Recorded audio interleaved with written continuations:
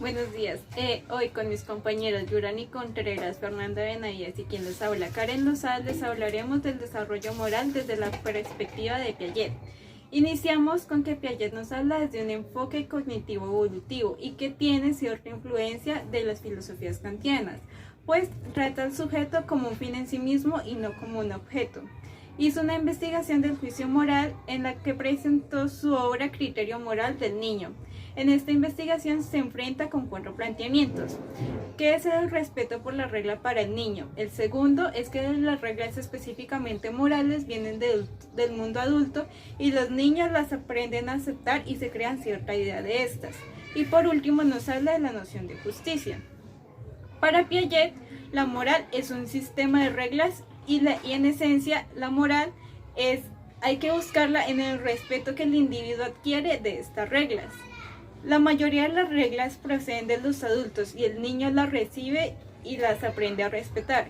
En el juego es el único lugar donde los niños pueden crear sus propias reglas. Aquí se abordan 2 fenómenos: la práctica o la aplicación de estas reglas y segundo, la conciencia o representación de la regla.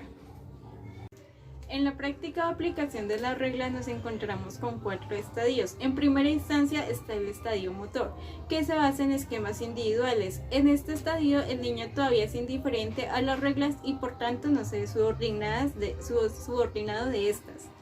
En segunda instancia encontramos el estado egocéntrico, que se basa en una realidad interna y el niño es indiferente ante el mundo exterior.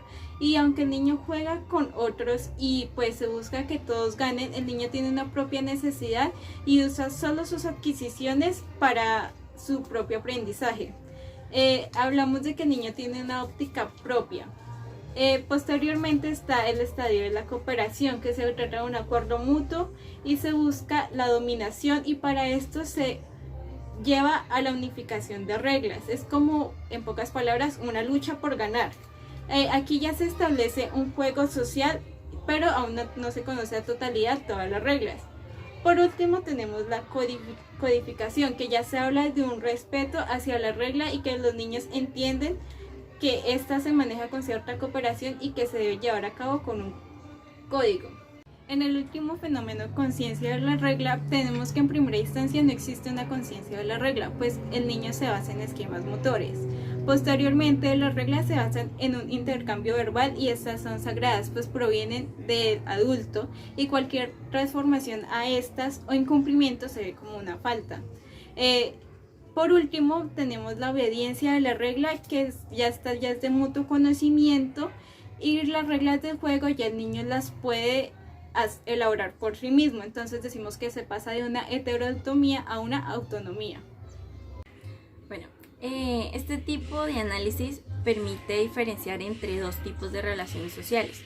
Uno, que es la obligación, que implica respeto unilateral de autoridad y se vincula con el egocentrismo infantil. Y por el otro lado está la cooperación, que consiste en un intercambio entre individuos iguales y es aquí la única en donde el individuo puede socializar. En el momento en que se da la regla de cooperación, dejando atrás la de obligación, la regla se convierte en una ley moral efectiva y es a partir de ese momento las nociones racionales de lo justo y de lo injusto donde comienzan a regular las costumbres. No hay estadios globales definidos por la heteronomía o la autonomía, es decir, un niño puede estar en el estadio de la autonomía en la práctica de las reglas, pero su conciencia de la regla está caracterizada por la autonomía. Y hay 3 tipos de reglas. Está la regla motriz, que su origen se encuentra en las costumbres ritualizadas y es debida a la inteligencia motriz preverbal y es independiente de toda relación social. Está la regla coercitiva, que se da en virtud al respeto unilateral. Y está la regla racional, cuyo origen es el respeto mutuo. El punto clave de la investigación piagetiana en este punto es la diferencia que existe por un lado entre la presión unilateral, es decir, la presión unilateral por la regla, que conduce a la regla coercitiva, a la heteronomía, a la moralidad del deber y a la cooperación. Y por otro lado, que lleva a la regla racional y a la autonomía y a la moralidad del bien. La segunda investigación de Piaget trata del realismo moral, que resulta de la presión ejercida por el adulto sobre el niño. Y el realismo moral posee tres características, que es: la primera es esencialmente heterónomo. Está que la regla debe ser seguida al pie de la letra. Y la tercera característica es que los actos no se valoran de acuerdo a la intención o motivación, sino conforme a la adhesión de las reglas. Bueno, aquí también aparece la mentira, que permite apreciar que es un problema cuyo origen está en el encuentro de las actitudes egocéntricas del niño con la presión moral del adulto. La mentira llega a considerarse como una traición intencionada de la verdad, y es a partir de los 8 años donde aparece el respeto mutuo, y la mentira aquí es considerada mala en sí. Y es este respeto mutuo y la cooperación la que permite la interiorización de la regla y su generalización, lo que da paso a la autonomía moral. En un aporte sobre el juicio moral de Piaget, hace una distinción entre dos planos en el pensamiento moral. Uno que es el pensamiento moral efectivo o la experiencia moral. Esta poco a poco va a constituirse en la acción y conduce a juicios de valor que le permiten al individuo conducirse en cada situación y constituir marcos de evaluación de los actos de los demás. Y está también el pensamiento moral teórico verbal. Es casi parecida a la experiencia moral, pero esta se expresa cada vez que es necesario juzgar los actos de los demás y cuando toca enunciar principios generales sobre la propia conducta. Para Piaget, la regla de la justicia es una ley de equilibrio de las relaciones sociales y se desarrolla a partir de la autonomía y en la medida en que se incrementa la solidaridad entre los niños.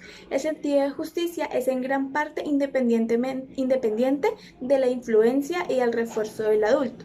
Para desarrollarse requiere de respeto y solidaridad entre los niños. Piaget nos habla de dos nociones de justicia. La primera esta noción está vinculada a las sanciones.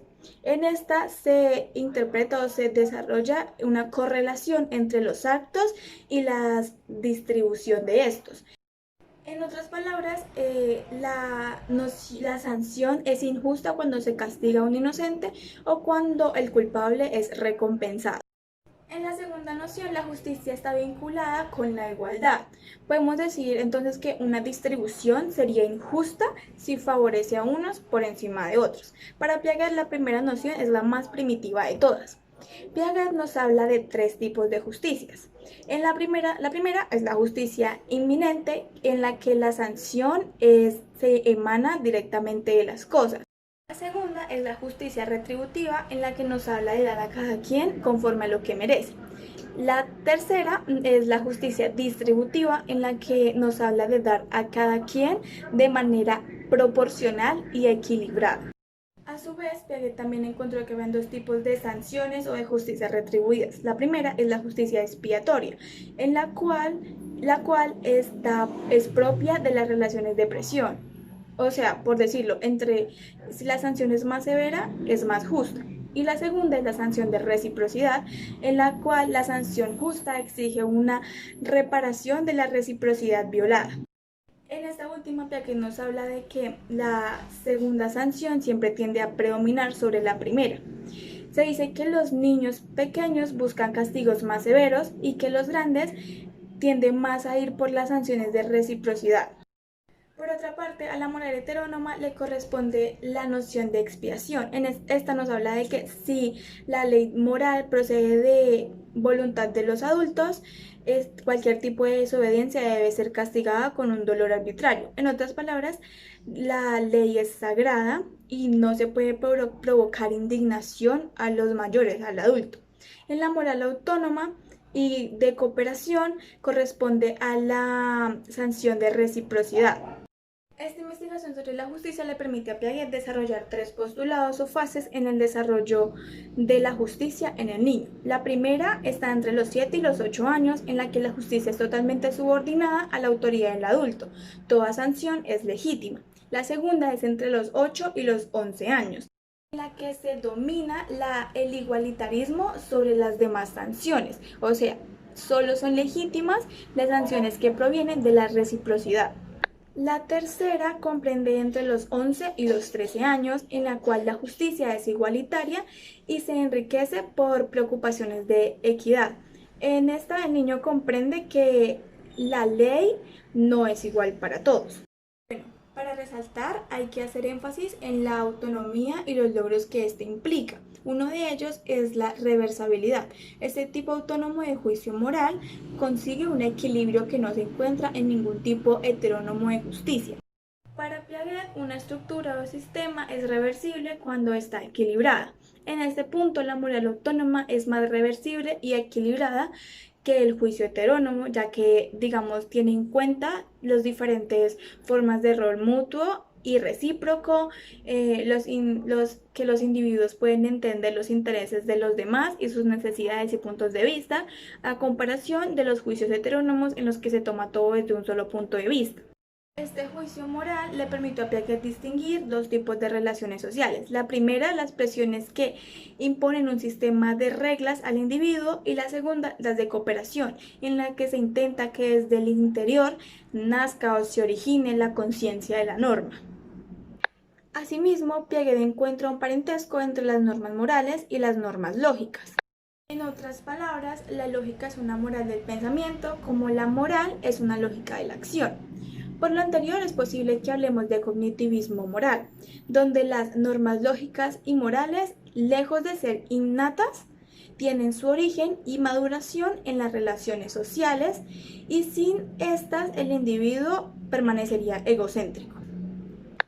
Para finalizar, cabe resaltar que se ha señalado que Piaget hizo mucho énfasis en los factores cognitivos, dejando un poco descuidados los factores motivacionales, así como no prestar atención a las diferencias individuales motivadas por los diferentes contextos y circunstancias.